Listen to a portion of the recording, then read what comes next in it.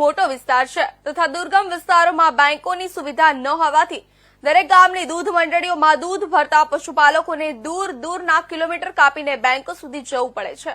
આ સમસ્યાના નિરાકરણ માટે નાબાર્ડના સહયોગથી સરહદ ડેરી દ્વારા માઇક્રો એટીએમના નવા અભિગમ સાથે આગળ આવી છે। આ માઇક્રો એટીએમની મદદથી તમામ બેંકની સુવિધાઓ જે તે ગામના ઘર આંગણે મળી શકે છે।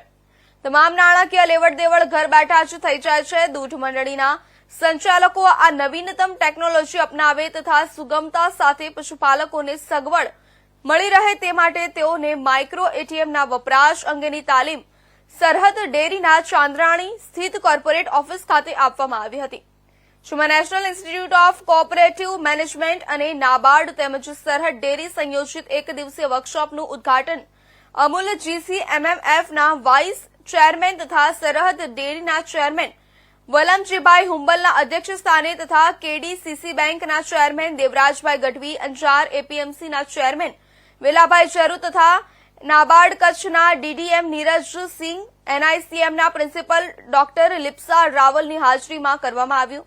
કાર્યક્રમની શરૂઆતમાં શાબ્દિક સ્વાગત રાયધણ પર મંડળીના મંત્રી રમેશભાઈ આહિર દ્વારા કરવામાં આવેલું। આ પ્રસંગે અમૂલ ફેડરેશનના ચેરમેન શામળભાઈ પટેલ તેમજ નાબાર્ડના CGM સિંગલ સાહેબ અન્ય કારણસર હાજર રહી શક્યા ન હતા પણ કાર્યક્રમ માટે શુભેચ્છા પાઠવી હતી।